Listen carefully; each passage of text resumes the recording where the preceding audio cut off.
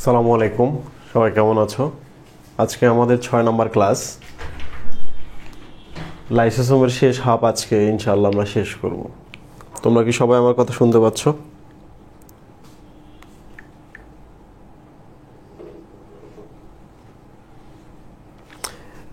তুমি কি এটা গ্রুপে শেয়ার করছো? ভিডিওটা শেয়ার করো তো।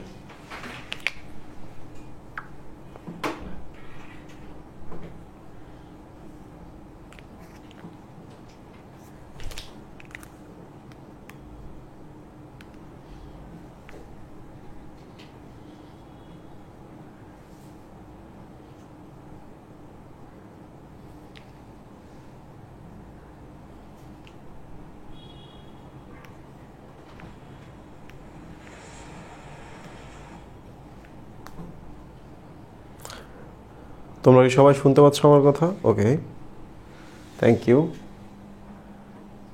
আচ্ছা, আমার টেবিল কোন দিকে?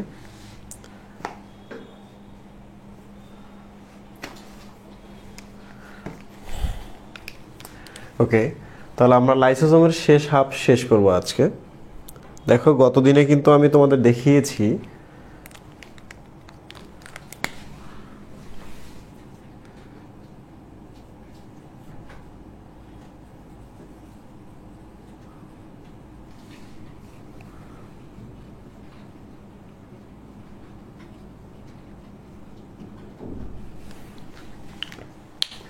দুইটা আলাদা আলাদা ব্যাপার, একটা হলো প্রাণী কোষ আর একটা হলো উদ্ভিদ কোষ।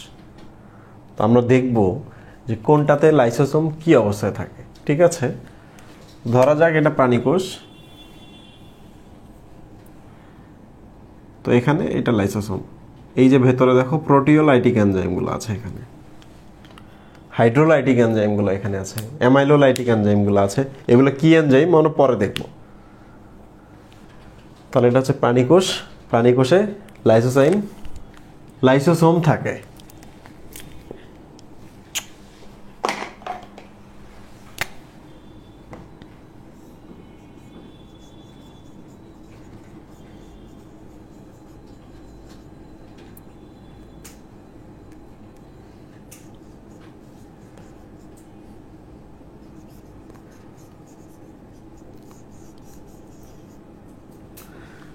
প্রাণী কোষে কি থাকে?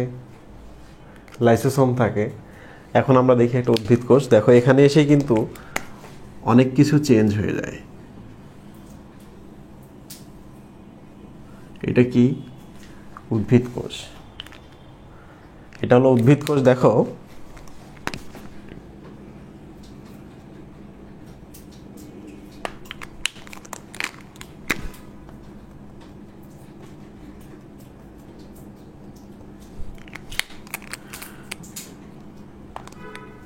উদ্ভিদ কোষে এসে এটাকে লাইসোসোম বলে নাই, এটাকে বলছে এই সমস্যা কি?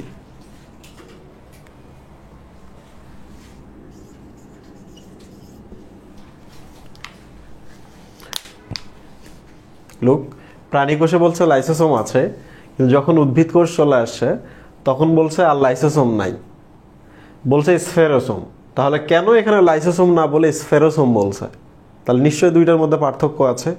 কি পার্থক্য আছে আমি এখন তোমাদের বলি। দেখো, এইটা কিন্তু যদি কখনো ভেতর থেকে এই যে এনজাইমগুলো বের করে দেয় তাহলে হাইড্রোলাইসিস করে।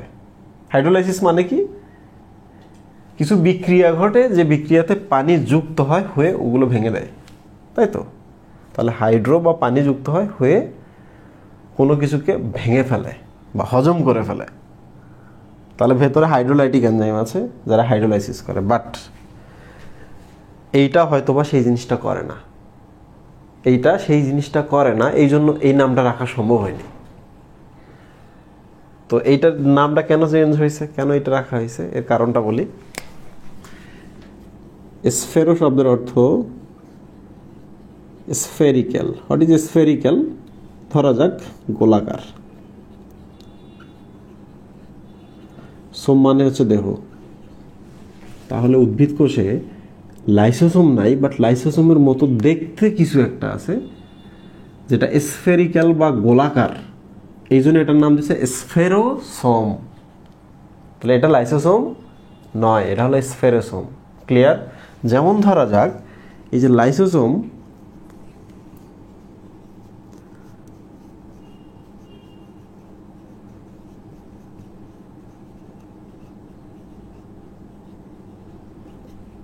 হাইড্রোলাইসিস করে, বাট স্ফেরোসোম হাইড্রোলাইসিস করে না। যদি হাইড্রোলাইসিস করতো কোনোভাবে আমরা একে স্ফেরোসোম বলতে পারতাম না। উদ্ভিদ কোষের ক্ষেত্রেও আমরা একে কী বলতাম? লাইসোসোম বলতাম। তাহলে এখানে একটা ইম্পর্টেন্ট কথা। আচ্ছা বলো তো এই জিনিসটা, যে ভেতরের জিনিসগুলো যদি এমন কিছু হয় যেগুলো উন্মুক্ত হলে সব ধ্বংস করে ফেলবে, তাহলে এর যে আবরণটা আছে চারপাশে, এইটা কি আমরা ঠিকঠাক দিব না খারাপ করে দিব? বল। সাপের খাঁচা কিন্তু আমরা কখনো শিক দিয়ে বানাইতে পারি না, সাপ বের হয়ে যাবে, তাই তো? সাপের খাঁচা আমরা কি দিয়ে বানাবো? ছোট নেট দিয়ে, যেটাতে মশা বের হইতে পারবে, এইরকম নেট। এবং গ্লাস দিয়ে আমরা গুঁড়ায় দিতে পারি, সাপ বাইরে হইতে পারবে না। হাতির খাঁচা কি আমরা গ্লাস দিয়ে করতে পারি না। তাহলে প্রত্যেকটা প্রাণী ভেদে যেমন আলাদা আলাদা খাঁচা করা হয়, ঠিক তেমনি এই যে ভেতরে আছে হাইড্রোলাইসিস করা এনজাইম, যে এনজাইমগুলো সব কিছুকে গলিয়ে দেয়। তাহলে এর যে আবরণটা আছে, আবরণটা আমরা সুন্দর দেব ঠিকঠাক করে। বাট একটু ভালো করে দেখো, এর মধ্যে কি হাইড্রোলাইসিস করার জন্য এনজাইম আছে? নাই। তাহলে এর আবরণটা যদি ঠিকঠাক নাও হয় কোনো সমস্যা নেই। তাহলে দেখো ভালো করে, এর আবরণটা হচ্ছে স্বাভাবিক, তার মানে দ্বিস্তরী। খুব ইম্পর্টেন্ট, প্রায় আমাকে স্টুডেন্টরা প্রশ্ন করে ক্লাসে, ভাইয়া লাইসোসোমের আবরণ দ্বিস্তরী, আবার উদ্ভিদ কোষে লাইসোসোমের মতো দেখতে যে জিনিসটা, এর আবরণ কেন একস্তরী বলে? হয় তোমরা আমাকে দ্রুত বলো তো কমেন্টের মধ্যে যে এটার ব্যাখ্যা কি, কেন এটা দ্বিস্তরী, কেন এটা একস্তরী? পরীক্ষায় আসে তো এই প্রশ্ন, কেন এটা একস্তরী? আজ পর্যন্ত আমরা দেখছি যে এই আবরণটাও দ্বিস্তরী। নিউক্লিয়াসের যে আবরণটা থাকে এটাও দ্বিস্তরী। এরপর যে এন্ডোপ্লাজমিক রেটিকুলাম থাকে এরও আবরণ দ্বিস্তরী। এরপর যে গোলজি বডি থাকে এরও আবরণ দ্বিস্তরী। এদিকে পারঅক্সিজম থাকে তারও আবরণ দ্বিস্তরী। গ্লাইঅক্সিজম থাকে তারও আবরণ দ্বিস্তরী। এভরিথিং দ্বিস্তরী। তাহলে কেন লাইসোসোমও তো এখানে দ্বিস্তরী, তাহলে কেন স্ফেরোসোমটা একস্তরী হলো? তো অস্বাভাবিক না? একস্তরী অঙ্গাণু নাই, কিন্তু এটা একস্তরী হয়ে গেছে। কেমনে হয়েছে এটা? তোমরা আমাকে দ্রুত বলো। আমি আজকে যদি তোমাদের এই জিনিসটা দেখাই দিতে পারি তাহলে তোমাদের চোখ ফুটবে। চোখ ফোটা কি? পুরো ইন্টারমিডিয়েট লাইফ তোমরা বায়োলজি পড়তে পড়তে শেষ করে ফেলবা, কিন্তু প্রশ্ন করলে পারবা না, তাই না? 100টা প্রশ্ন করলে তোমরা 80টা পারো, খুব খুশি হয়ে যাও। কেন খুশি হয়ে যাও? হয় না 100টা? আমি এরকম অনেক স্টুডেন্ট দেখছি যারা 100% মার্ক পায়, তারপরও স্যাটিসফাইড না। কি সুন্দর একটা ব্যাপার। আর আমরা কোনোভাবে 60-65 পাইলে ও মাই গড এত নাম্বার পাইছি, এই নাম্বারতে আমি করে খাইতে পারবো, আমার বাচ্চা কাচ্চারা করে খাইতে পারবে, আমার নাতিপুতিরাও চলে যেতে পারবে 60-65 মার্ক দিয়ে। কেন এটা হয়? যে মাঝে মাঝে তোমরা চিন্তা করো, ভাইয়া এত ডিটেল পড়ার কী দরকার? তুমি যদি ডিটেল না পড়ো এইচএসসি ফাইনালেও ভালো করতে পারবে না। কখনোই 25টার মধ্যে 25টা হবে না। তুমি এডমিশনেও ভালো করতে পারবে না। 30 মার্কসের মধ্যে 30 মার্কস তুমি জীবনেও তুলতে পারবে না। আমরা তো একটা একটা করে বেশি মার্ক পাওয়ার জন্য কিন্তু 2টা বছর ধরে পড়ি, তাই না? তাহলে কেন ভালো করে পড়ি না?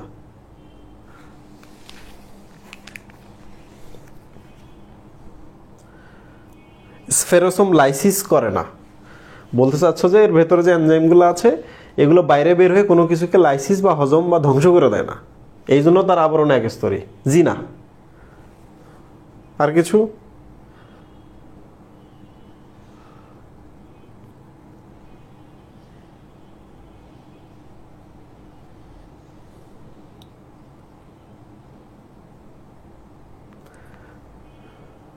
হাইড্রোলাইসিস করা লাগে না তাই, স্ফেরোসোমের থেকে তৈরি হয় না তাই, স্যার আজকের কোশ্চেনটা সলভ করে দেন প্লিজ। আজকের কোশ্চেনে আমি এক্সপ্লেনেশন দিয়েছি প্রত্যেকটা কোশ্চেনের সাথে, তোমরা আনসার শিট পাওনি, ওখানে পাওয়ার কথা। আচ্ছা আমি ওটা দেখতেছি, ক্লাসটা শেষ হোক, তার আগে আমি একটা কথা বলে রাখি, এই প্রশ্নটার উত্তর দিতে গেলে তোমাদের 20 মিনিট পার হয়ে যাবে। আমি এই প্রশ্নটার উত্তর শেষে দিই, তো যারা লাইভের শেষ পর্যন্ত থাকবা তারা এটা জানবা। তাহলে এই কোশ্চেনটা আমরা রেখে দিলাম, কেন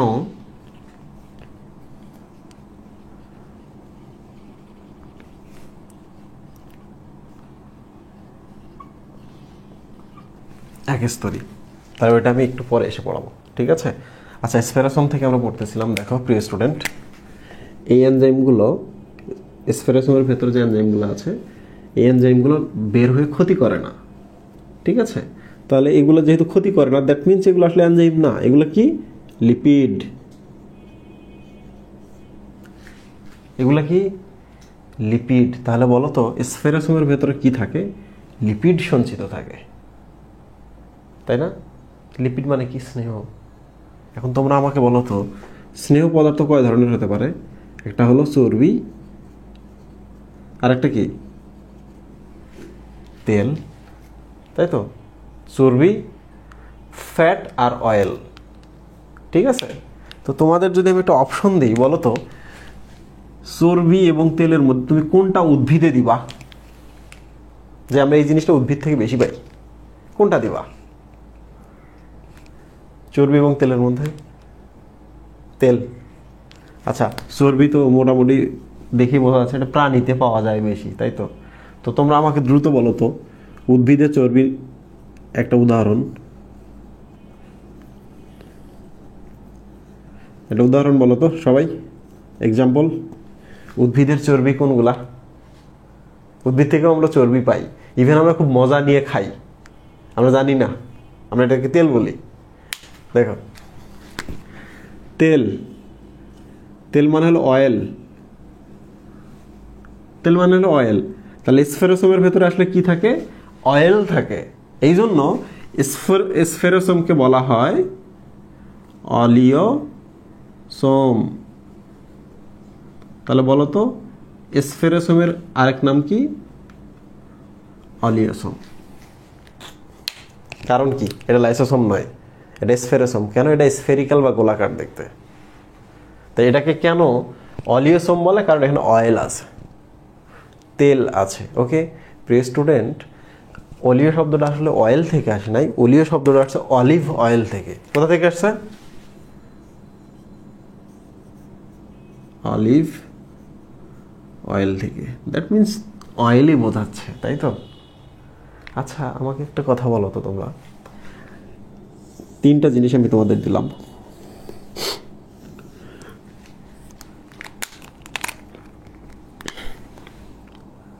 শর্করা দিলাম,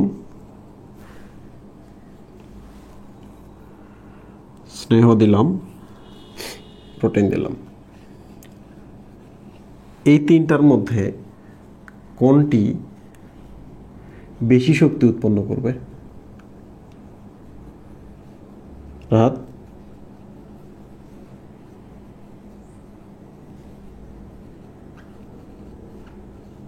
তোমরা দ্রুত বলো তো এই তিনটার মধ্যে কোনটি বেশি শক্তি উৎপন্ন করবে? ওকে, সরিষা, তিল, বাদাম, নারকেল, বাদাম।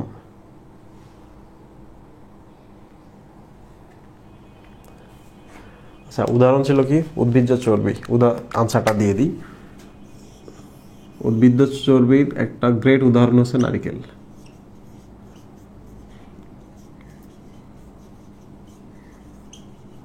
যেটাকে তোমরা তেল নামে জানো। তাহলে এতদিন ধরে তোমরা মাথায় কি দিচ্ছ? তেল দিচ্ছ না, মাথায় আসলে চর্বি ঢালতেছ। তাহলে এটা একটা উদ্ভিজ্জ চর্বি, ঠিক আছে? একটু খেয়াল করে দেখবা, আমি তোমাদের একটা লজিক দেই। চর্বি কিন্তু এই যে আমাদের এখন রুম টেম্পারেচার, স্বাভাবিক অবস্থা, চর্বি এই সময় গলে থাকবে না চর্বি জমাট বেঁধে থাকবে? জমাট বেঁধে থাকে, তাই তো? চর্বি জমাট বেঁধে থাকে, আর তেলটা কি অবস্থা থাকে? তরল অবস্থায় থাকে, তাই তো? আচ্ছা একটু টেম্পারেচার কমাও, দেখবো তেল তেলের মতোই আছে, কিন্তু নারিকেল তেলটা কি হয়েছে? জমাট বেঁধে গেছে। তারপরে নারিকেল তেল আসলে তেল না, নারিকেল তেল কি? চর্বি। হালকা টেম্পারেচার কমলে এরা জমাট বেঁধে দেয়। মানে এদের আসল বৈশিষ্ট্য এরা যে চর্বি, এরা এদের পরিচয়টা লুকায় রাখে। একটু শীত হলে আর পরিচয় লুকায় রাখতে পারে না।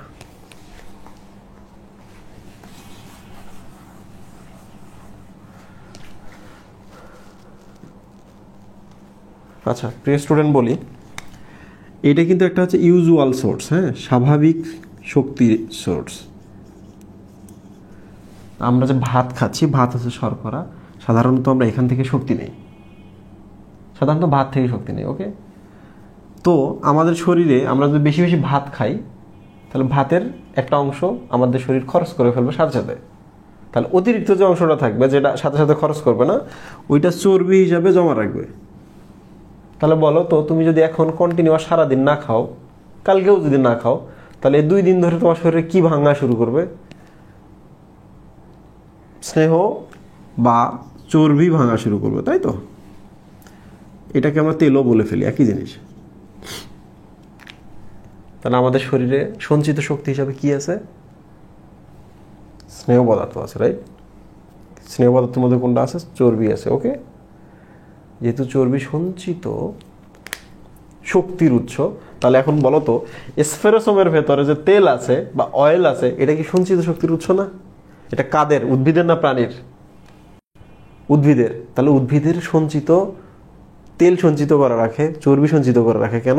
ভবিষ্যতে যেন কাজে লাগে। এটার একটাই সুবিধা, সেটা হলো তুমি যদি অল্প একটু চর্বি রাখো, এটা ডাবল পরিমাণ শক্তি দেয় শর্করার। কিছু বুঝলা?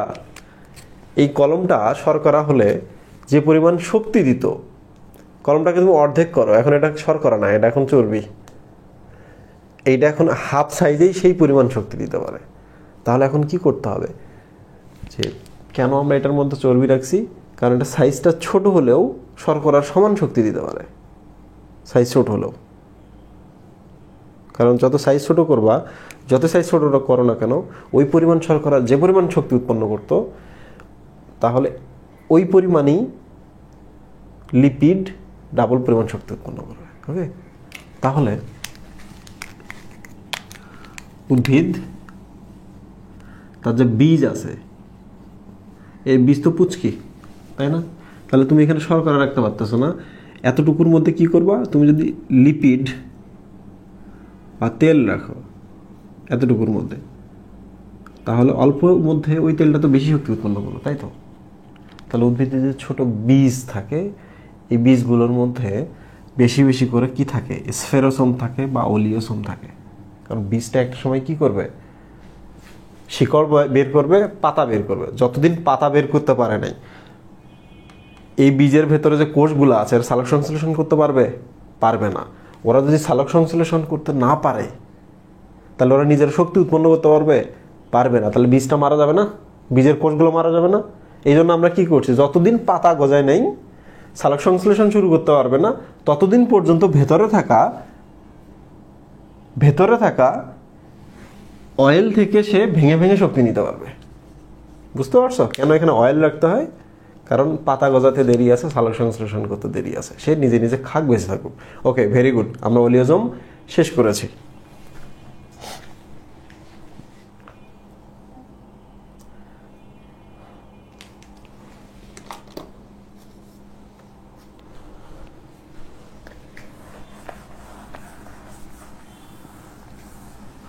তার মানে বোঝো তো যে তোমার শরীরে যে পরিমাণ চর্বি আছে, তুমি ভাবতেছো অল্পই তো আছে, 2 দিন দৌড়াইলে যাবে। তাহলে এই অল্প পরিমাণ চর্বি আসলে অনেক চর্বি না? তুমি তো অনেক খাইছিলা, এই জন্য তো অল্প পরিমাণ চর্বি হয়ে আছে। তাহলে চর্বিরে দেখে কোনোভাবেই ভাবার দরকার নেই যে অল্প চর্বি।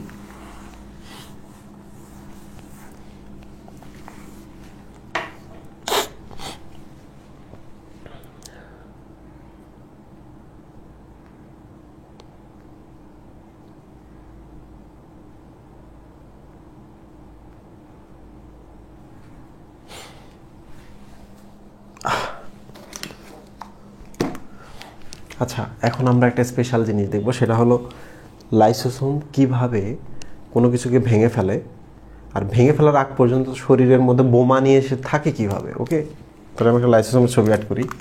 এই যে দেখো,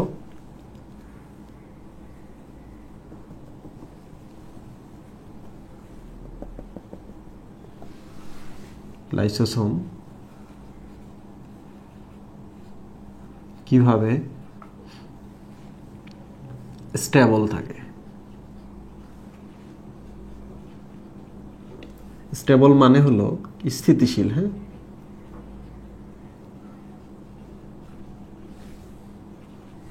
লাইসোসোম তার শরীরের ভেতরে এনজাইমগুলো নিয়ে কিভাবে স্বাভাবিক থাকে সে, তাই না? তোমাদের অনেক ফ্রেন্ড আছে না, যে মনের মধ্যে বিষ, সুযোগ পাইলে তোমার খবর করে দেবে, কিন্তু মুখে হাসতেছে। এটা কেমনে হাসে? আর বুক ভর্তি বিষ নিয়ে তোমার সামনে এরা হাসে কেমনে? ব্যাপারটা এরও তো সেম। বাইরে থেকে দেখলে কেউ বুঝবে না যে ভেতরের মধ্যে হাইড্রোলাইটিক এনজাইম আছে, যারা বের হলে সব ধ্বংস করে ফেলবে, তাই না? তাহলে এরা কিভাবে স্বাভাবিক থাকে?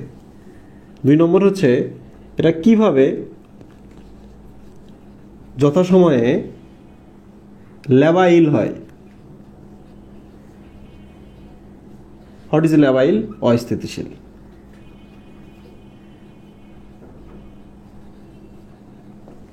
এই তো, ওকে।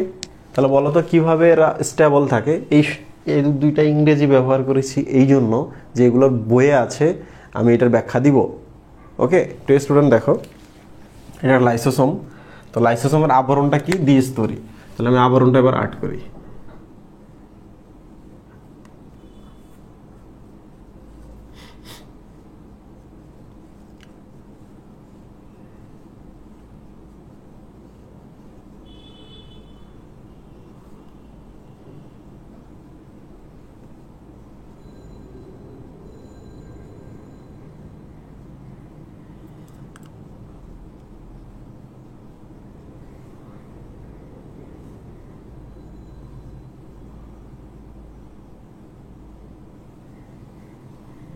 পুরোটা আমি আর্ট করলাম না, আমি জাস্ট অল্প একটু আর্ট করলাম।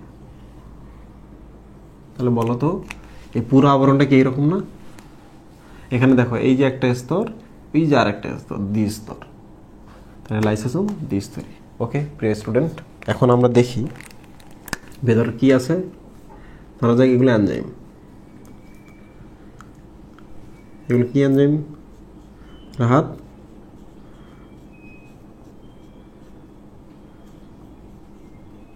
Hydrolytic enzyme. ওকে, এখন আমরা দেখি এগুলো চুপচাপ ভেতরে বসে আছে কিভাবে।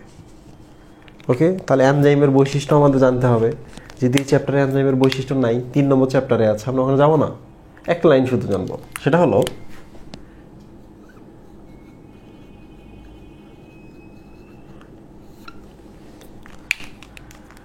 প্রত্যেকটা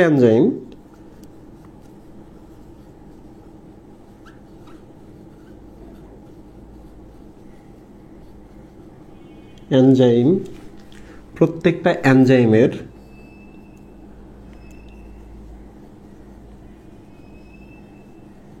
কার্যকারিতার জন্য সুনির্দিষ্ট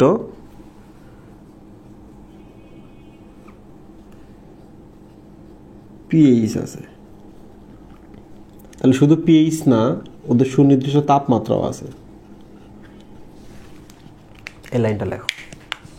এখানে যে এনজাইমগুলো দেখছো না, এই এনজাইমগুলোর একটা সুনির্দিষ্ট পিএইচ আছে। তার মানে তোমার শরীরে পিএইচ যদি কমতে কমতে একটা নির্দিষ্ট জায়গায় আসে, তাহলে এরা অ্যাক্টিভ হবে, বা বাড়তে বাড়তে যদি একটা নির্দিষ্ট জায়গায় আসে, তাহলে এরা অ্যাক্টিভ হবে। তার মানে তোমার শরীরে যদি নিউট্রাল পিএইচ থাকে, এরা কাজ করবে না, তাই না? তাহলে দেখো তো,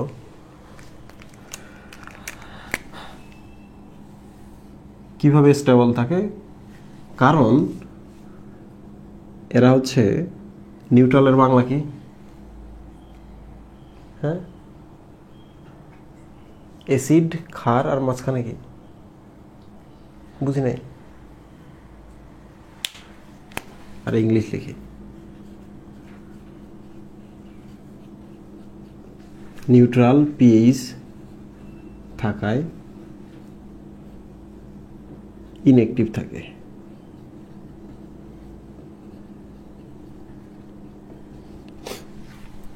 বলতো আমাদের শরীরের প্রাণী কোষ ছাড়া তো লাইসোসোম পাওয়া যায় না, তাহলে বলো তো আমাদের শরীরের লাইসোসোমগুলো চুপচাপ আছে কেন? এরা কোনো ক্ষেপতেছে না কেন? বের হয়ে সব কিছু ভেঙে ফেলছে না কেন? কারণ আমাদের শরীরের পিএইচটা সবসময় নিউট্রাল, মানে আমাদের শরীরের ভেতরে নট অ্যাসিড নট ক্ষার, যদিও মৃদু ক্ষার, বাট নট অ্যাসিড নট ক্ষার। ওকে, এইটা একটা কারণ হতে পারে, এই জন্য এরা অ্যাক্টিভেট হচ্ছে না। 2 নম্বর কারণ কি হতে পারে? এই যে দেখো, যেগুলো ভেঙে বের হবে এই রাস্তাগুলো ব্লক করা থাকে।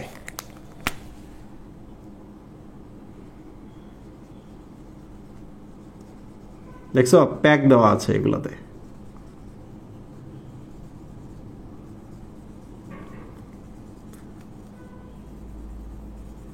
তাহলে এগুলো পাশে যেতে পারবে রাহাত? যেতে পারবে না। তাহলে বলো তো, এই পর্দাটা চারপাশের বা মেমব্রেন, যেটা মেমব্রেন মানে পর্দা, মেমব্রেনটাকে স্টেবল করে রাখা কিছু না কিছু ওখানে আছে, তাই না? এটার নাম কিন্তু কোলেস্টেরল। তোমাদের বইতে এই ব্যাপারে বলা নেই আপাতত। যখন তোমরা ফ্লুইড মোজাইক মডেল পড়বা তখন আমি তোমাদের এটা দেখাবো। বাট এইটা কি বোঝাইলো? যে মেমব্রেনের মধ্যে কেউ না কেউ আছে যারা এদেরকে বের হতে দিচ্ছে না। এগুলোকে বলা হয় মেমব্রেন স্ট্যাবিলাইজার, মানে পর্দাটাকে এরা স্থিতিশীল করে রাখে। ঠিক আছে, তাহলে কেন এটা মেমব্রেনটা ঠিকঠাক থাকে, কেন এগুলোকে বাইরে বের হতে দেয় না? কারণ মেমব্রেন স্ট্যাবিলাইজার থাকে। এটার নাম আপাতত পড়িও না, এটা যখন ফ্লুইড মোজাইক মডেল পড়াবো তখন বলবো। তাহলে এখন বলো তোর হাত, 2টা জিনিস, এরা কেন বের হয়ে আসে না? কারণ এদের চারপাশে মেমব্রেনটাতে স্থিতিশীল করে রাখার জন্য, বের যেন না হতে পারে, এই জন্য কোলেস্টেরল আমরা দিয়ে দিছি। আরও অনেক কিছু থাকতে পারে। ওকে, এদেরকে কি বলা হয়? Membrane stabiliser. 1। 2 নম্বর হচ্ছে, এইটা তো কোষ, তাই না? কোষের বাইরের, লাইসোসোমের বাইরের অঞ্চলটা, এটা তো কোষ। তার মানে অ্যাসিডটা এদিকটা ক্ষারীয়, তাহলে ভেতরটা ক্ষারীয় অবস্থায় আছে।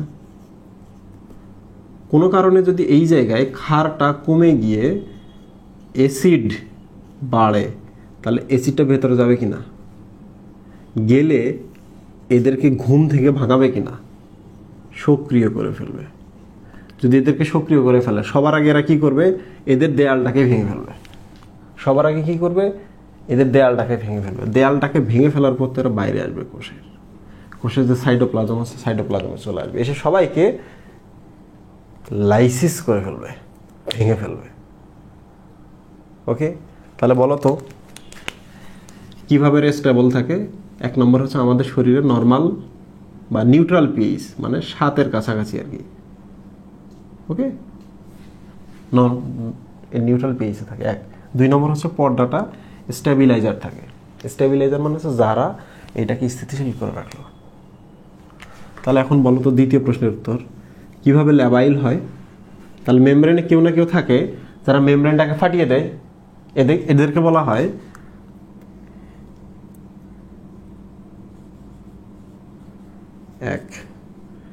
মেমব্রেন ল্যাবিলাইজার। তোমরা জানো আমাদের মা বোনদের একটা হরমোন আছে প্রোজেস্টেরন, আরও একটা হরমোন আছে ইস্ট্রোজেন, মেয়েদের হরমোন। এই 2টা হরমোন কিন্তু লাইসোজোমের কি হিসাবে কাজ করে? মেমব্রেন ল্যাবিলাইজার হিসেবে কাজ করে। মানে এরা খুব সহজে লাইসোজোম ফাটিয়ে দিতে পারে, বিপজ্জনক। কিছু বুঝলা? বুঝো নাই? হরমোনও মাঝে মাঝে লাইসোজোমের দেয়ালটা ফাটিয়ে দিতে পারে, ল্যাবাইল করে দিতে পারে, অস্থিতিশীল করে দিতে পারে। এটা কিন্তু বিপজ্জনক। তো মেয়েদের যে 2টা প্রধান হরমোন আছে, ইস্ট্রোজেন এবং প্রোজেস্টেরন, এই 2টা কিন্তু মেমব্রেন ল্যাবিলাইজার হিসেবে কাজ করে। What is labiliser? অস্থিতিশীল করে যারা। পরেরটা দেখো তো, 2 নম্বর। 2 নম্বর হচ্ছে যদি বডির পিএইচ কমে যায়। হোয়াট ইজ পিএইচ কমে যাওয়া? অ্যাসিড বেড়ে যাওয়া। তাই তো? বলো তো, 1 2 2 3 7 14, 7 থেকে, এটা তো পিএইচ স্কেল না, এটা 7টা হচ্ছে নিউট্রাল, এদিকে যত যাবে অ্যাসিড হবে, তার মানে 5 অ্যাসিড, 4 অ্যাসিড, 5-এর থেকে 4 আরও বেশি অ্যাসিড, 4-এর থেকে 3 আরও বেশি অ্যাসিড, 1 মানে ভয়ানক অ্যাসিড, খবর আছে। সালফিউরিক অ্যাসিডের কথা ভাবো, গাঢ় দ্রবণ 1। হ্যাঁ, আমাদের পাকস্থলী থাকে হাইড্রোক্লোরিক অ্যাসিড 1.5 থেকে 3, 1.5 থেকে 3। ওকে, 7 থেকে যত তুমি যাবা উপরে তত এটা বেসিক হবে। বেসিক মানে হচ্ছে ক্ষারীয়, তার মানে 7-এর থেকে 8 বেশি ক্ষারীয়, 8-এর থেকে 10 বেশি ক্ষারীয়, 10-এর থেকে 14 খুব ভয়ানক ক্ষার, তাই না? এই যে আমরা যে সাবান ব্যবহার করি, সাবান কিন্তু ক্ষার। তাহলে সাবান যখন তোমরা কিনবা একটু ভালো করে খেয়াল করবা যে এটার বেসিক মাত্রাটা কেমন, পিএইচটা কেমন, কারণ যত পিএইচ খারাপ হবে তত তোমার জন্য ভয়ানক। ক্লিয়ার? ওকে, তোমরা কি আমার কথা সবাই বুঝতে পেরেছো?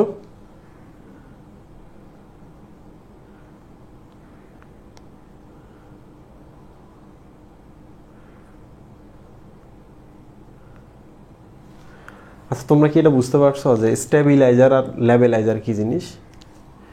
যে সকল জিনিস পর্দাটাকে স্থিতিশীল করে রাখে, ভেঙে বের হতে দেয় না, তোমার শরীরের কোষগুলোকে বাঁচিয়ে রাখে, তারাই হলো মেমব্রেন স্টেবিলাইজার।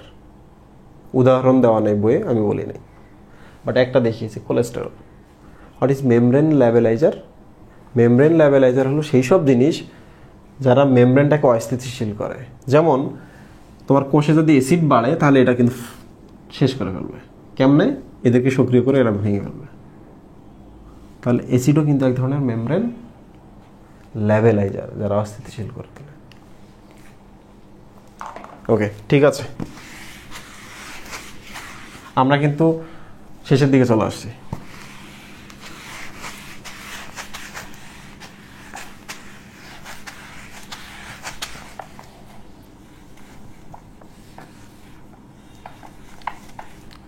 প্রিয় স্টুডেন্ট, দেখো তো, আমরা কাজ পড়া শুরু করব। কি পড়া শুরু করব? কাজ পড়া শুরু করব। ঠিক আছে, দেখো, এটা হচ্ছে তোমার শরীর পুরো কোষ। কোষের ভেতরে এটা কি? লাইসোসোম। লাইসোসোমটা এই অবস্থায় আছে। তাহলে এখন একটা কাজ করি, কোনো এক কারণে তুমি ক্ষুধার্ত, কোনো এক কারণে তুমি ক্ষুধার্ত, স্বাভাবিকভাবে তোমার শরীরের এটিপিটা যাবে কমে।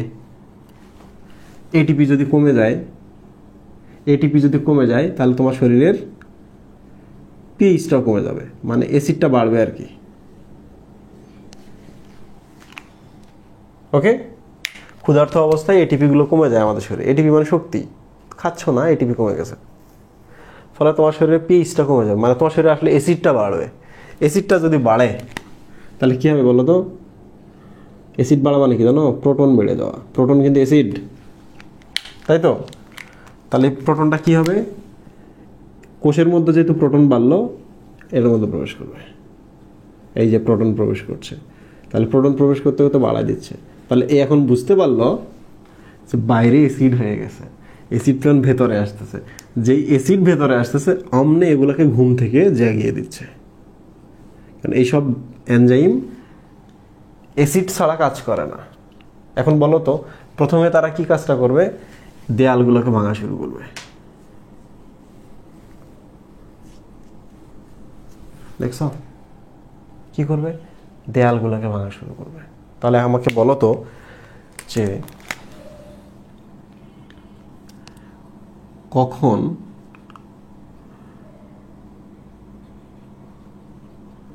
লাইসোসোমের এনজাইম সক্রিয় হয়? তোমরা দ্রুত লেখো। অ্যাসিডিক পরিবেশে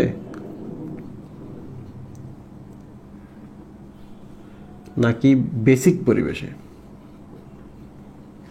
বেসিক মানে হলো ক্ষার, বেজ মানে ক্ষার। তাহলে কখন এরা সক্রিয় হয়? যখন ভেতরে প্রোটন বাড়ে, তাই তো? তোমরা ওইটার আনসার দাও তো। তাহলে বলো তো, কেউ যদি ক্ষুধার্ত থাকে তার শরীরে লাইসোসোম অ্যাক্টিভ হবে। ওকে, তাহলে এটা একটা ব্যাখ্যা। আর একটা ব্যাখ্যা আছে, আমি বলি। তুমি যদি ক্ষুধার্ত থাকো তাহলে তোমার কি হবে? কোষের শক্তির অভাব হবে, তাই না? তাই তো? কোষের যখন শক্তির অভাব হবে তখন কোষ কি করবে? আচ্ছা, একটা জিনিস বলো তো, তোমার বাড়ির মধ্যে তোমরা আছো, বাবা মা সবাই, কোনো এক কারণে টাকা শেষ হয়ে গেছে, তখন কি করবা? বাড়িতে একটা চেয়ার আছে, চেয়ারটা বিক্রি করে দিলা। একটা টেলিভিশন আছে, টেলিভিশনটা বিক্রি করে দিলা। নিজে একটা মোবাইল আছে, মোবাইলটা বিক্রি করে দিলা। মানে নিজের জিনিস ধ্বংস করা শুরু করলো, তাই তো? তো যখন ক্ষুধার্ত থাকো, তোমার শরীরে কোনো খাবার দাও না, তোমার শরীর কোনো শক্তি উৎপন্ন করতে পারে না, তাহলে তোমার শরীরে এখন কি হবে? শক্তির অভাব হবে, কোষে শক্তির অভাব হবে। তখন কি হবে? তোমার কোষ এই যে লাইসোসোমের হেল্প নিবে। লাইসোসোম কি করবে? এনজাইমগুলা অ্যাক্টিভ হয়ে যাবে। অ্যাক্টিভ হলে লাইসোসোম কি করবে? কোষীয় যে অঙ্গাণুগুলো আছে এগুলোকে মেরে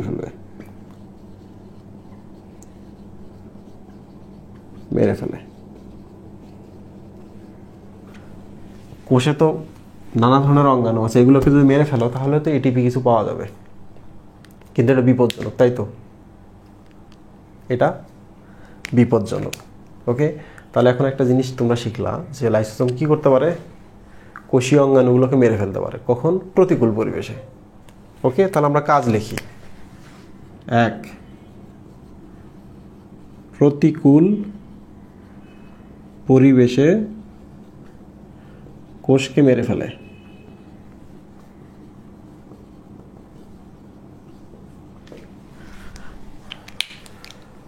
ক্ষুধার্ত অবস্থায় বলো, যদি লাইসোসোম অ্যাক্টিভ হয়ে যায়, বাইরে শুধু জিনিসগুলোকে মারবে না, পুরো কোষটাকে সে মেরে ফেলবে, তাই তো? তাহলে প্রতিকূল পরিবেশে কোষকে মেরে ফেলে। 1, 2। আচ্ছা, আমি এটা মিশাই দিই, তোমরা কি এটা বুঝতে পারছো? মিশাই দিল।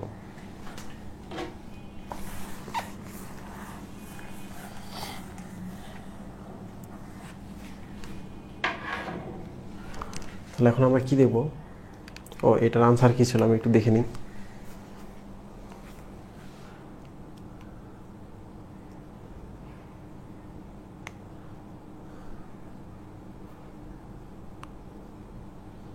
অ্যাসিডিক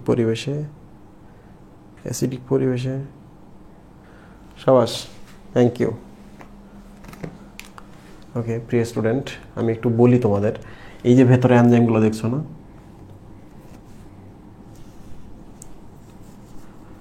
আমি না সাহস পাইতেছি না যে তোমাদের একটু দ্রুত পড়াবো।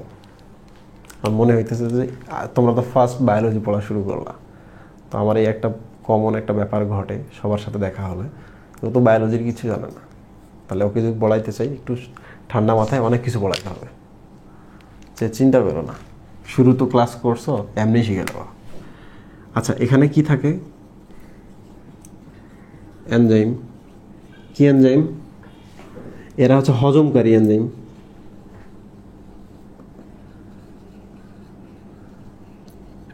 তাই না রাহাত? তাহলে বলো তো, একটা কোষের মধ্যে তো নিউক্লিক অ্যাসিড থাকে, যেমন ডিএনএ থাকে, আরএনএ থাকে, ফসফোলিপিড থাকে, অন্যান্য লিপিড থাকে, তারপর হচ্ছে স্টার্চ থাকে, প্রোটিন থাকে। সবাইকে ধ্বংস করতে হবে না? তাহলে বলো তো কত ধরনের এনজাইমের ভেতর থাকতে পারছে? তাহলে অনেক ধরনের না?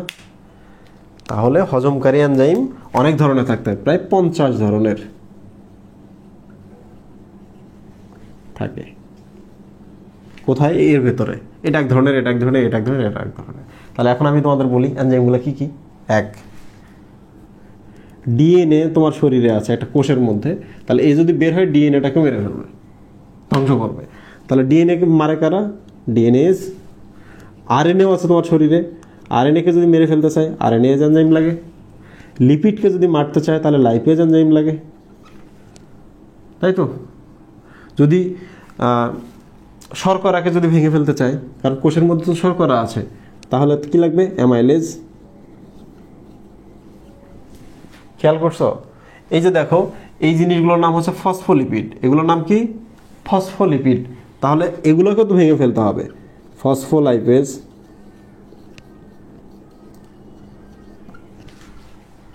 তাই তো? তাহলে চিন্তা করো, এইভাবে তুমি যে লিস্ট করা শুরু করো, 50 পার হয়ে যাবে না? কারণ কোষের মধ্যে তো অনেক ধরনের জিনিস থাকে। বুঝতে পারছো? ক্লিয়ার? ওকে প্রিয় স্টুডেন্ট, তোমরা যে বুঝতে পারো আমাকে দ্রুত বলো, আমি বাকি কাজগুলো এখন তোমাদের শেষ করে দিই।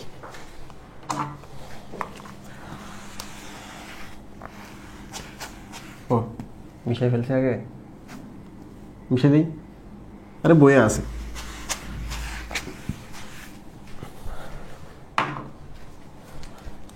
আচ্ছা, রাহাত 1 নম্বর কাজ ছিল প্রতিকূল পরিবেশে এরা কোষকে মেরে ফেলে। হোয়াট ইজ প্রতিকূল পরিবেশ? যখন অ্যাসিড বাড়ে, তাহলে এরা অ্যাসিডিক পরিবেশে এনজাইমগুলো সক্রিয় হয়ে যায়। ঠিক আছে, বলো তো আমাদের পাকস্থলীতে যে এনজাইমগুলো কাজ করে খাদ্যকে পরিপাক করে, তুমি যদি প্রত্যেক দিন গ্যাসের ওষুধ খাও, তাহলে অ্যাসিডটাকে কমাই দিতেছো না? তাহলে এখানকার এনজাইমগুলো ঠিকঠাক কাজ করবে, ঠিকঠাক পরিপাক করবে? তাহলে রেগুলার তুমি যদি খাও, তাহলে তোমার দেখবা পরিপাকে সমস্যা হবে। তাহলে গ্যাসের ওষুধ রেগুলার খাওয়া প্রবলেম। পরিপাকে তো সমস্যা করবে, কিডনিরও 12টা বাজায় ফেলবে। বলো তো, আমরা তো সব সময় জানি পেইন কিলার খেলে বা ব্যথার ওষুধ খেলে আমাদের কিডনি ড্যামেজ হয়। আমরা কি কখনো জানি যে গ্যাসের ওষুধ খাইলে, রেগুলার যদি গ্যাসের ওষুধ খাও, তাহলে তোমার কিডনি ড্যামেজ হতে পারে? জানি এটা? জানি না। আর আমাদের বাপ মারা কি করে?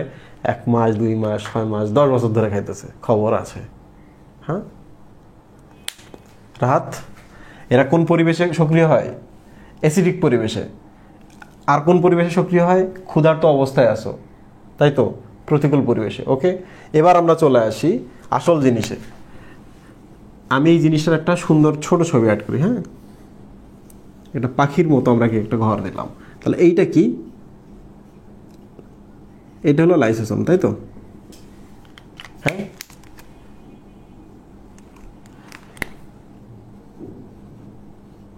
এটা কি?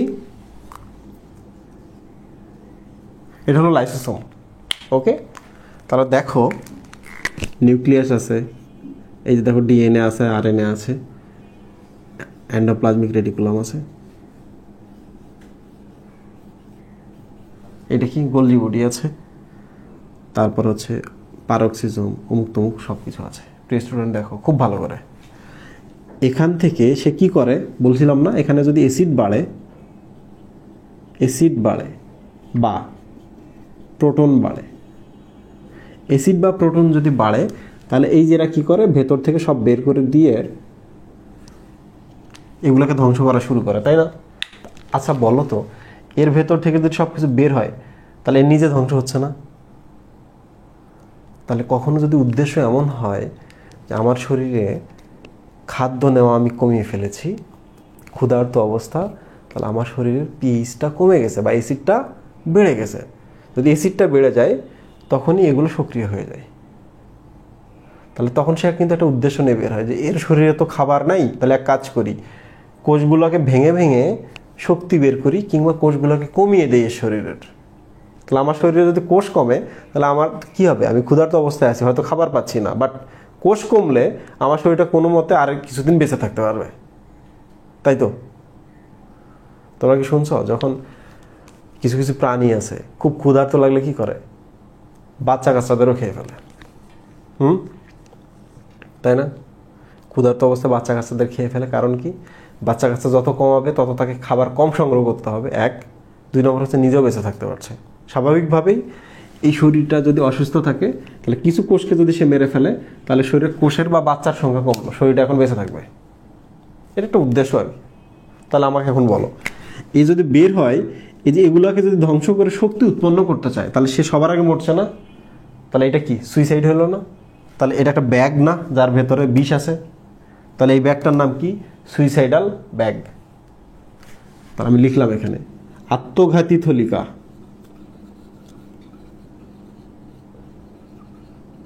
বা সুইসাইডাল ব্যাগ হিসাবে কাজ করে।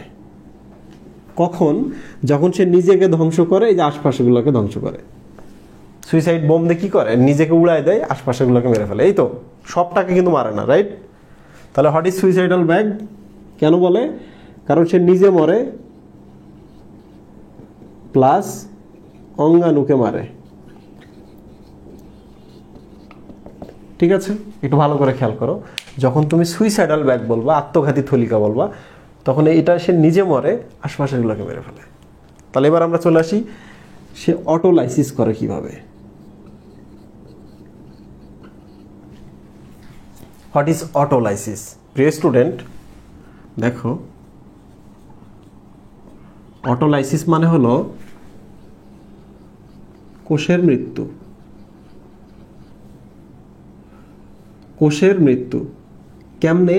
বাইরে থেকে কিছু করা লাগে না, এটা অটোমেটিক মৃত্যু আর কি, অটোমেটিকলি ঘটে। What is autolysis?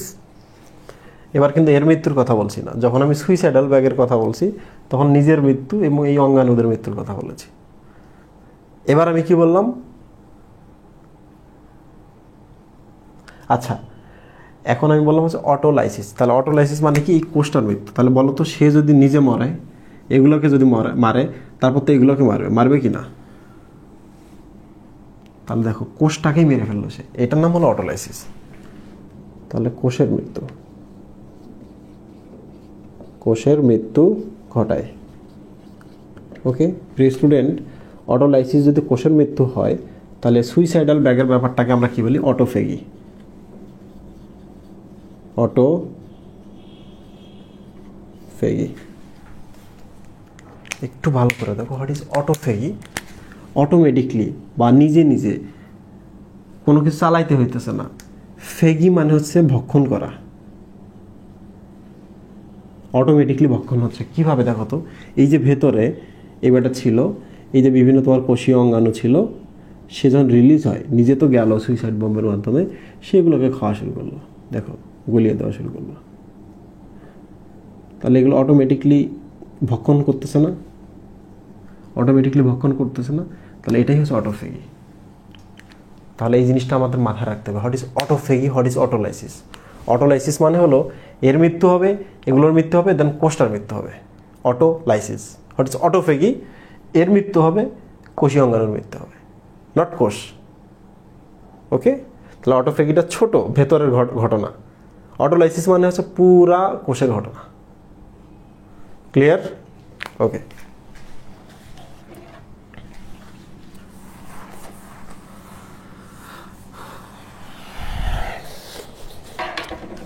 এই তোমাদের কি অবস্থা?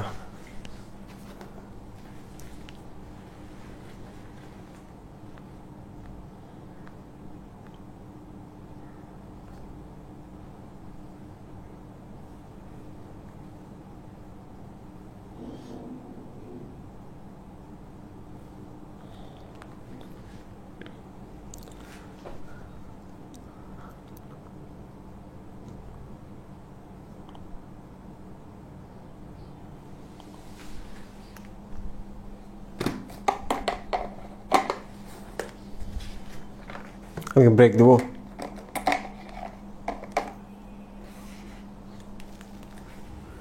প্রিয় স্টুডেন্ট, এর আরও কিছু কাজ আছে, আমি কাজগুলো ওইটা বোঝাইতে গেলে আমাকে শেষ করতে হবে। দেখো,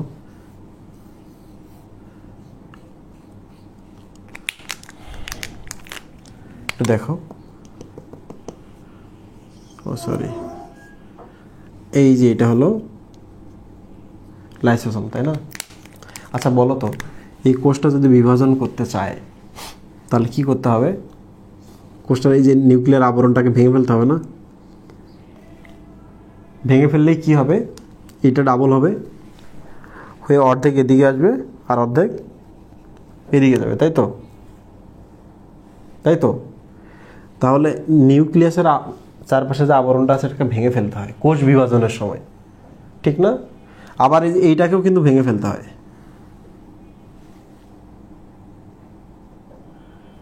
এক মিনিট দাঁড়াও, না না, এইটা এতটুকুই, নিউক্লিয়াসের আবরণটাকে ভেঙে ফেলতে হয়, আর নিউক্লিয়াসের ভেতরে যে এই যে এখানে নিউক্লিয়ার লাস থাকে, এটাকে ভেঙে ফেলতে হয়। তাহলে ভেঙে ফেলার জন্য কি আছে আমাদের শরীরের মধ্যে? লাইসোসোম আছে। তাহলে বলো তো, লাইসোসোম কোষ বিভাজনের সময় ক্রোমোজোমগুলো চারপাশের আবরণটাকে ভেঙে ফেলে। আবরণটাকে তুমি যদি না ভাঙতে পারো, এরা হাফ হাফ হবে না, হাফ এদিকেও আসবে না, হাফ ওদিকেও যেতে পারবে না, তাই না? আরেকটা জিনিস, ক্রোমোজোমগুলো যে খুঁটিতে আটকা আছে, খুঁটিটার নাম কি? নিউক্লিওলাস। পড়াবো আমি তোমাদের। তাহলে ওই খুঁটিটাকেও তোমার তুলে দিতে হবে। তাহলে ওটাকেও যদি ভাঙতে চাও, তোমাকে কার সাহায্য নিতে হবে?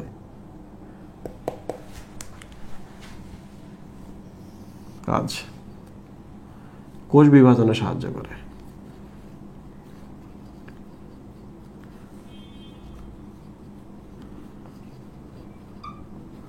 এবার চলে আসি আমরা, ক্যান্সার কোষ সৃষ্টি করে মানে কি?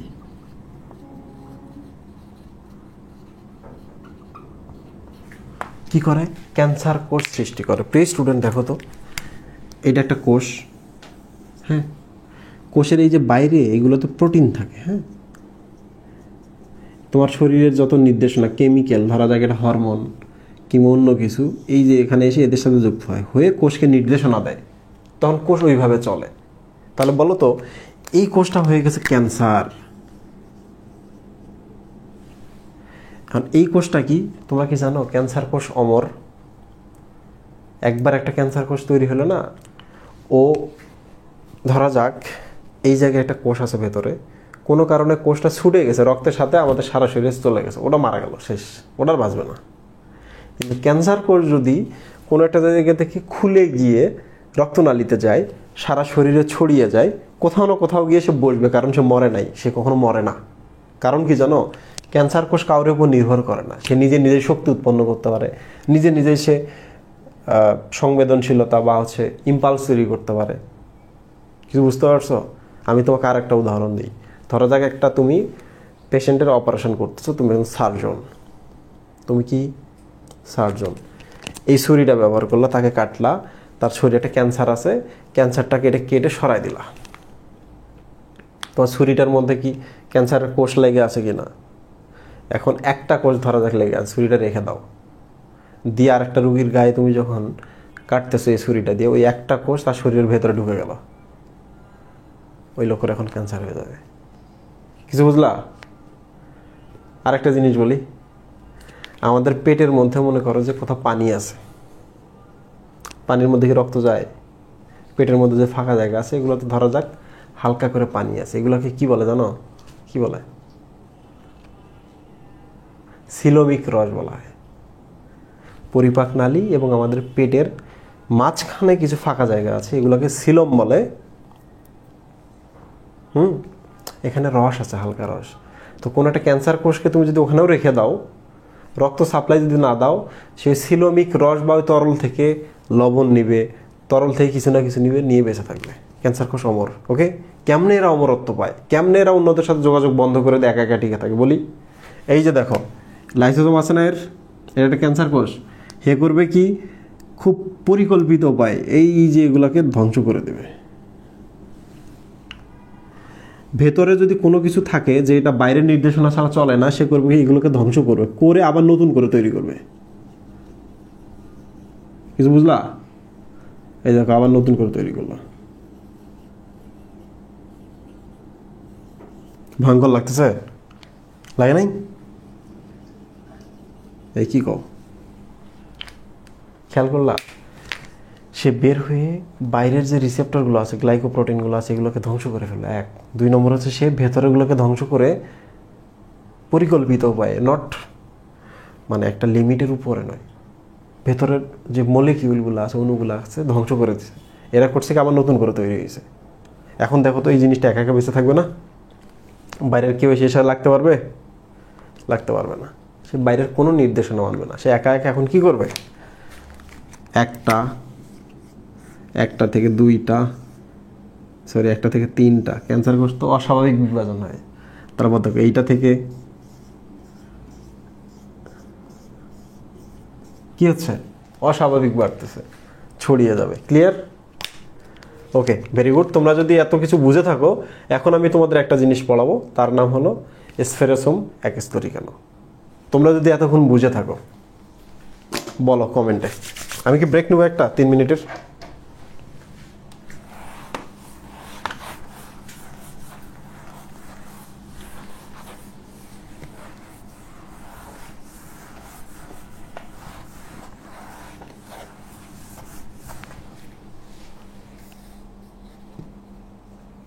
মানে ব্রেক নেব 3 মিনিটের।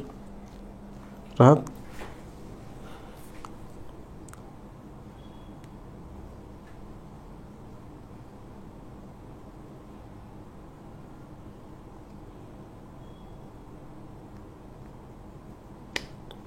বলো তো লাইসোসোম নিয়ে আর কোনো প্রবলেম হবে? লাইসোসোম নিয়ে প্রবলেম হওয়ার কথা সব বলে ফেলছি, এমন করে পড়ো আমরা আরও স্পিডে। আমরা এতদিনে কয়টা অঙ্গাণু পড়তে পারতাম? 6টা। এতদিনে কয়টা পড়তে পারতাম? 6টা। তাহলে 40% বা 30% শেষ হয়ে যেত এই বইটার।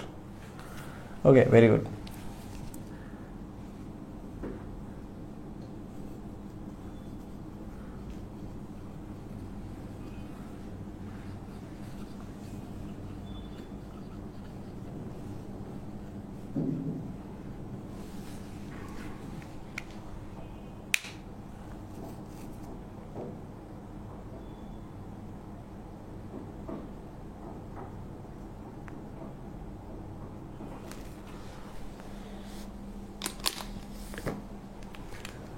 প্রিয় স্টুডেন্ট, তাহলে আমি একটু দেখাই তোমাদের স্ফেরোসোম কেন এক স্তরী হতে পারে। ওকে, তাহলে আমি তোমাদের প্রথমে দেখাই আবরণটা। হ্যাঁ, ধরা যাক এটি একটি কোষ। তাহলে কোষের পাশে তো আরো কোষ থাকে, থাকে কি না রাহাত? তোমাকে যদি বলো তো কোষের বাইরে এখানে কি আছে? এখানে পানি আছে আর কি। কোষের ভেতরে কি আছে? এখানে তো প্রচুর পানি আছে, ভেতরে প্রচুর পানি আছে। এটা বেসিক ব্যাপার, পানি আছে। কোষের বাইরেও পানি, কোষের ভেতরেও পানি। ওকে, তাহলে তোমাকে আমি বললাম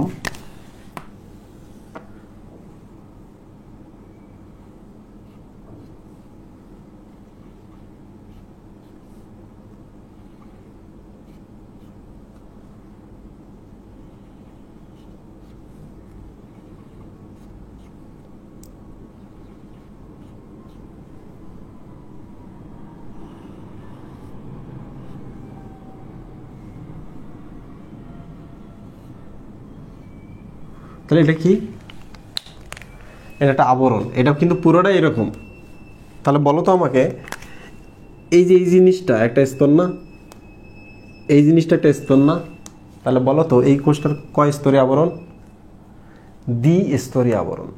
এখন প্রশ্ন হলো এই যে এগুলা কি জিনিস, একটু আমি দেখাই খুব ছোট করে। দেখাইছি না প্রিয় স্টুডেন্ট? এটার নাম হলো ফসফোলিপিড।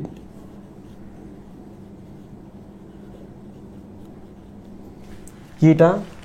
ফসফোলিপিড। তাহলে বলো তো দ্বিস্তরীয় আবরণ যেটা, সেটা আসলে কি দ্বারা তৈরি?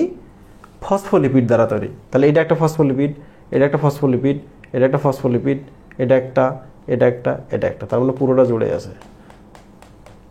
এদেরও সেম, এই যে ফসফোলিপিডের একটা স্তর, ফসফোলিপিডের একটা স্তর, তাই তো? লেখার দরকার নাই, দেখো শুধু। এই যে এটা হলো, এখানে ফসফেট আছে, এটা হলো গ্লিসারল, আর এই যে এটা হলো ফ্যাটি অ্যাসিড। কি এটা? Fatty acid. তাহলে তোমাকে যদি জিজ্ঞেস করে বলো তো এই যে এটা একটা ফসফোলিপিড, এখানে কয়টা ফসফেট আছে? একটা। গ্লিসারল কয়টা? একটা। ফ্যাটি অ্যাসিড কয়টা? দুইটা। তাহলে এগুলো ফ্যাটি অ্যাসিড না? এগুলো আসলে এগুলো কি জানো? Carbon, carbon, carbon, carbon, carbon, কার্বনের লম্বা শিকল, এখানে আছে COOH। তা চলতেছে। তাহলে এটা একটা ফ্যাটি অ্যাসিড। তাহলে এইগুলো, এই যে এটা একটা, এইটাই, এই যে এটা একটা। ওকে প্রিয় স্টুডেন্ট, তাহলে এখন আমি বলি এটা একটা ফ্যাটি অ্যাসিড যদি হয়, তার কার্যকারী মূলকটা এই জায়গায় বন্দি অবস্থায় আছে, বুঝছো? বন্ধন তৈরি করছে কার সাথে? গ্লিসারলের সাথে। বলতো এই ফ্যাটি অ্যাসিডের কার্যকারী মূলকটা এই যে এখানে না, এইটা কি করছে? এই যে এখানে গ্লিসারলের সাথে বন্ধন তৈরি করছে। তাহলে কার্যকারী মূলকটা এখন ক্লোজ না? তুমি যে হাত দিয়ে আরেকজনের হাত ধরবা, ওই হাত এখন বন্ধ তোমার, ওই হাত দিয়ে আর কোনো কাজ করতে পারবা না, ঠিক না? তাহলে বলো তো কার্যকারী মূলক যদি ওদিকে বন্ধ থাকে, এর সহজে বিক্রিয়া দিবে? অ্যাসিড তো পানির সাথে খুব সুন্দর বিক্রিয়া দেয়। ওকে, তাহলে এখন বলো তো এই অ্যাসিডটার এই প্রান্তটা তাহলে কি? পানি বিদ্বেষী না?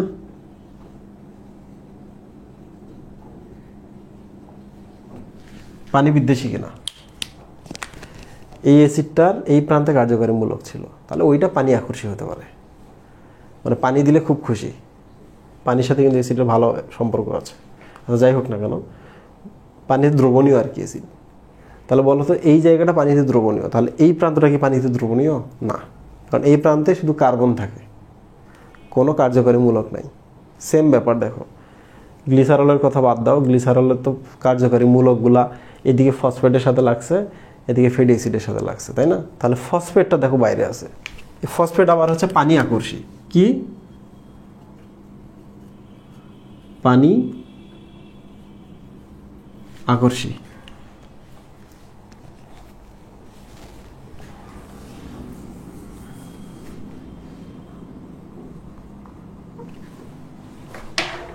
সো আমাকে এবার বলো, এটা একটা ফসফোলিপিড, এইটা হলো ফসফেট, এইটা হলো গ্লিসারল, আর এই দুইটা হলো ফ্যাটি অ্যাসিড। ওকে, ফ্যাটি অ্যাসিড দেখো এই প্রান্তগুলো হলো পানি বিদ্বেষী, কারণ এখানে কার্যকরী মূলক নেই।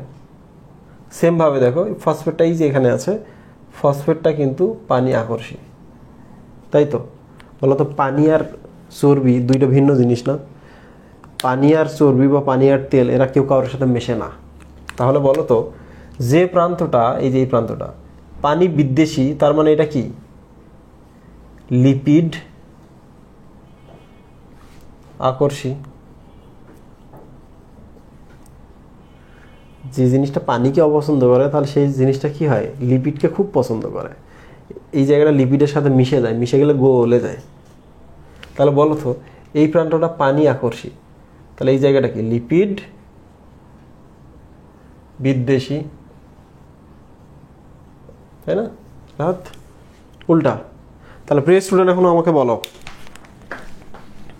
এটা দেখো এখানেও পানি, এখানেও পানি, তাহলে বলো তো এই ফসফেট হেডটা পানি আকর্ষী কিনা? পানি আকর্ষী কিনা? তাহলে ফসফেট হেডটা সবসময় এই পাশে থাকবে, তাই না? তুমি কি তাকে এরকম করে দিতে পারবা? এই যে ফসফেট হেড এরকম করে দিতে পারবা? কারণ কি? এই যে এইটার এই প্রান্তগুলা কি? পানি বিকর্ষী, তাই না? তাহলে বলো তো এই ফ্যাটি অ্যাসিডের মাথাগুলা কি? ফ্যাটি অ্যাসিডের মাথাগুলো কি? পানি বিদ্বেষী। তাহলে এই পাশে তো পানি আছে, তাহলে এই মাথাগুলো কি এদিকে থাকবে? থাকবে না, এটা ঘুরে যাবে। তাহলে ঘুরে গিয়ে কি হবে? তার হচ্ছে বিকোষী প্রান্ত দুটো ভেতরে ঢোকাবে, এই যে মাথাটা বাইরে রাখবে, কারণ এই মাথাটা পানি আকর্ষী, এই যে বাইরে পানি আছে আকর্ষণ করতেছে, তাই না? প্রিয় স্টুডেন্ট এবার বুঝতে পারছো? তাহলে এই জায়গাটা কি হবে? সবগুলাই এইরকম হবে। এটা কি এরকম থাকতে পারবে? বাইরে তো পানি আছে, তাহলে কখনোই এইটা পানির দিকে দিতে পারবে না, কারণ পানির দিকে দিলে যেটা হবে পানি এটাকে বিকর্ষণ করবে, তাই তো?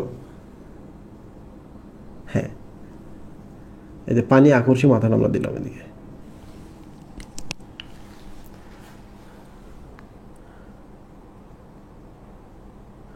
আমি তোমাদের এখন ছুটি দিব, এক্ষুনি ছুটি দিব। আচ্ছা বলো তো তাহলে এই দিকটার ক্ষেত্রে কি হবে? সেম না? ভেতরে পানি আছে, তাহলে এই জিনিসটা কি এইরকম থাকতে পারবে? তাহলে যে প্রান্তটা পানিকে আকর্ষণ করে সেটা এই পাশে আসবে, যে প্রান্তটা পানিকে বিকর্ষণ করে সেটা এদিকে যাবে। এই যে দেখো এদিকে যাবে, তাই তো? তাহলে এটা এরকম হবে, এটা এরকম হবে, এই তো। তাহলে দেখো না কি সুন্দর হয়ে দুইটা সজ্জিত হলো ফসফোলিপিডগুলা। ঠিক আছে? ওকে, তোমরা কি সবাই আমার কথা শুনতেছো? ট্রাস্ট মি, আমি এখন তোমাদের যেটা দেখাবো এইটা তুমি 2 বছর শেষ করবা, কখনোই দেখতে পাবো না।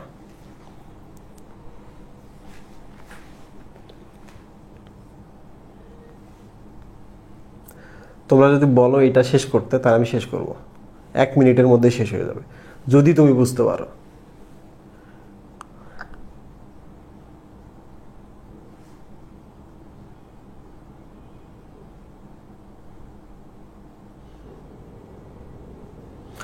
কমেন্টের মধ্যে একজন মেডিকেল অ্যাডমিশন কোর্স নিয়ে প্রশ্ন করেছো, ক্লাসের মধ্যে আমরা কোর্স নিয়ে কথা না বলি।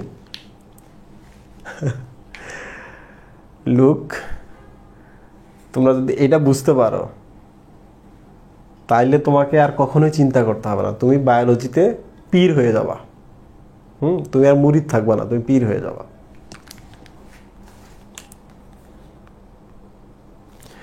আচ্ছা, আমি তোমাদের শুধু একটা জিনিস দেখাই, দেখবো তোমরা চমকে যাবা।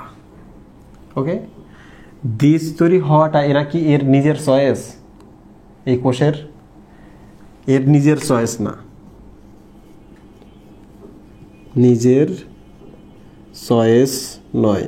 এটা বইয়ের কথা না, আমার কথা। বাধ্য হয়ে দ্বিস্তরী, বাধ্য হয়ে ফসফো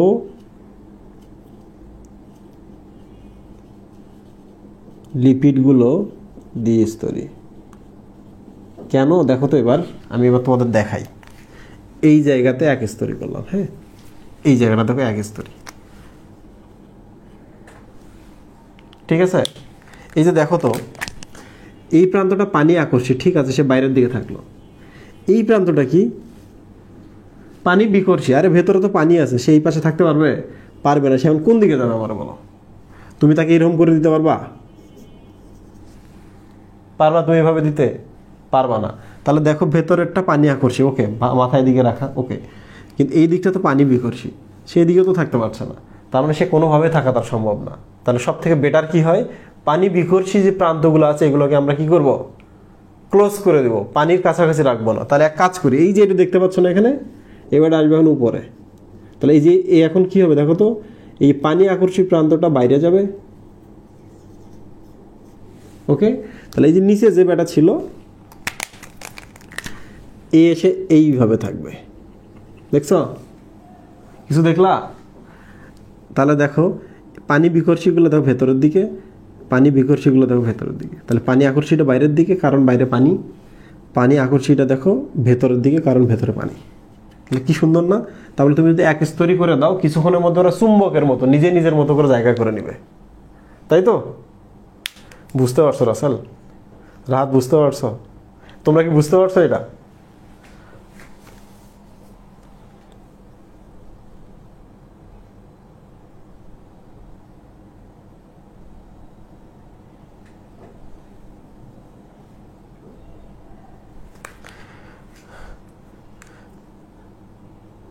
রাজীব ভাই ফ্রিজ।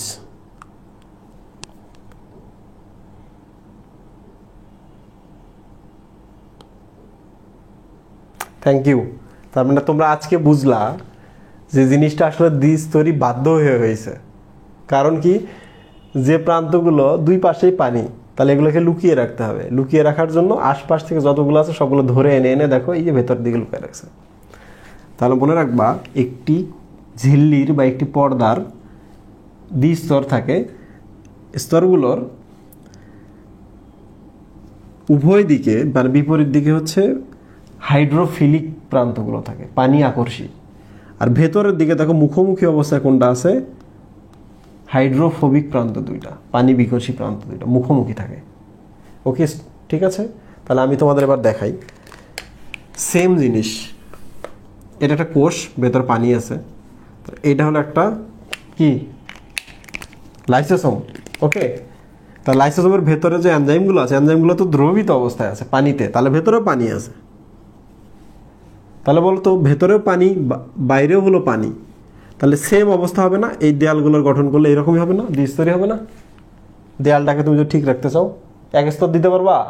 পারবা না, কারণ এক স্তর আমরা দিছিলাম এই যে এই জায়গায়। এও থাকতে পারে না, এও থাকতে পারে না, বাধ্য হয়ে এরা একসাথে এসে হাত ধরাধরি করে মুখোমুখি থাকে। তুমি পিঠ সামলাও, আমি পিঠ সামলাই, হ্যাঁ, আমাদের মুখগুলো ভালো থাক।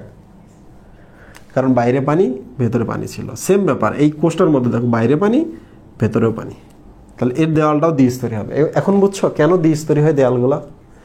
এখন দেখো তো, আমরা একটা জিনিস চিন্তা করি, সেটা হলো এটা উদ্ভিদ কোষ, বাইরে পানি, ভেতরে পানি, সেম দ্বিস্তরী হচ্ছে উদ্ভিদ কোষে।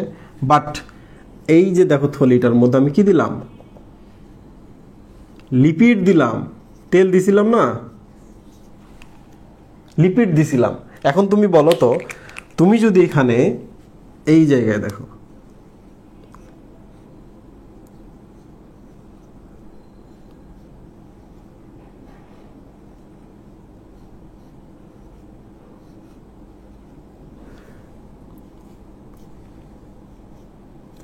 তুমি হচ্ছে একটা দ্বিস্তরের আবরণ তৈরি করলা। এখন দেখো প্রবলেমটা কি হয়ে যায়। এইটা ঠিক আছে কারণ বাইরে পানি, এই যে প্রান্তটা রাত দেখা যাইতেছে,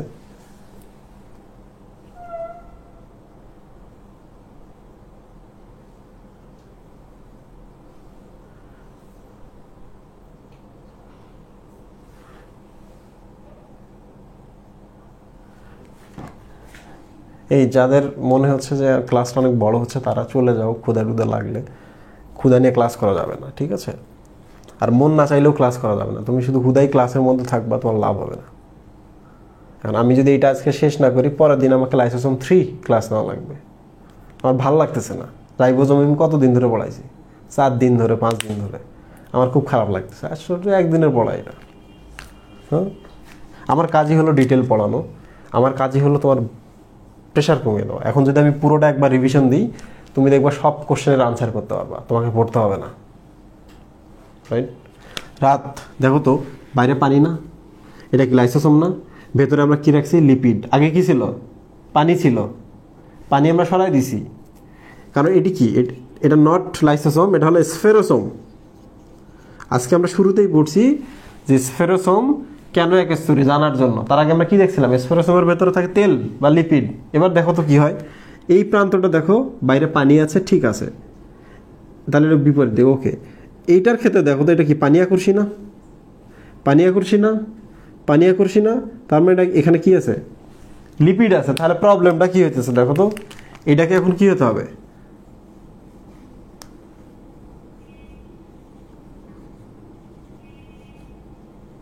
এইটা হতে হচ্ছে না? এইটা হলো লিপিড আকর্ষী, তাই তো? কিন্তু প্রবলেমটা হয়ে গেছে যে কেন এখন দ্বিস্তর হবে? এখন তার দ্বিস্তর হওয়ার কোনো ব্যাপার স্যাপার নেই, তাই না? একটা সময় ছিল কি, এই প্রান্ত আর এই প্রান্ত ধরাধরি করে এরকম থাকতো। এখন দেখো কি হয়েছে, এখন দেখো 2 লাইনে সাজছে। 2 লাইনে সাজার এই স্ট্রাকচারটা পুরো ধ্বংস হয়ে গেছে। এখন সবথেকে সহজ হবে কি, এটা যদি এদিকে আসে, এই যদি সামনে আসে, একটা 1 লাইন হলে ইটস ওকে, তাই তো? এই যে দেখো, আমি এখন 1 লাইন করে দিই। বাইরে পানি, তাহলে পানি প্রান্তটা এদিকে দিলাম, এটা ভেতরে দিলাম পানি।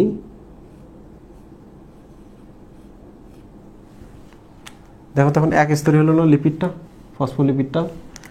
এই প্রান্তটা হচ্ছে পানি আকর্ষী, পানির বাইরে থাকলো।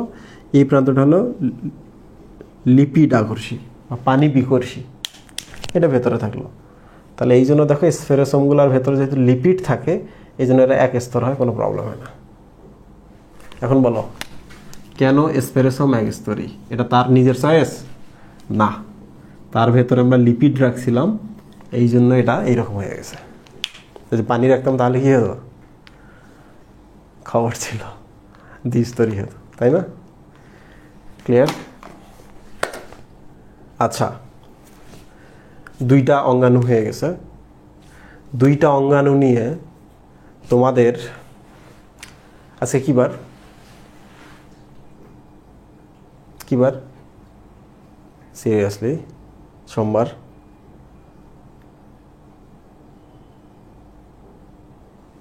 আজকে কি বার? কমেন্ট দেখি।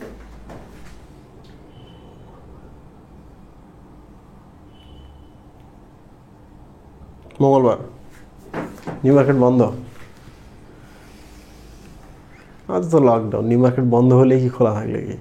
দেখো তোমাদের হচ্ছে আগামী শুক্রবারে আমি একটা পরীক্ষা নিব এই 2টা অঙ্গাণু থেকে। হ্যাঁ, মঙ্গলবার হয়ে গেল, বুধবার, বৃহস্পতিবার, 2 দিন সময় পাচ্ছি। যদি একটা অঙ্গাণু শেষ করতে পারি ইটস ওকে, যদি না শেষ করতে পারি এই 2টা থেকে পরীক্ষা নিব। ওই দিন তোমাদের আমি 5000 টাকা ক্যাশব্যাক দিব এবং সার্টিফিকেট দেব কুরিয়ারে। ওকে, তাহলে এটা ছোট পরীক্ষা, ছোট ক্লাস, বুঝতেই পারছো।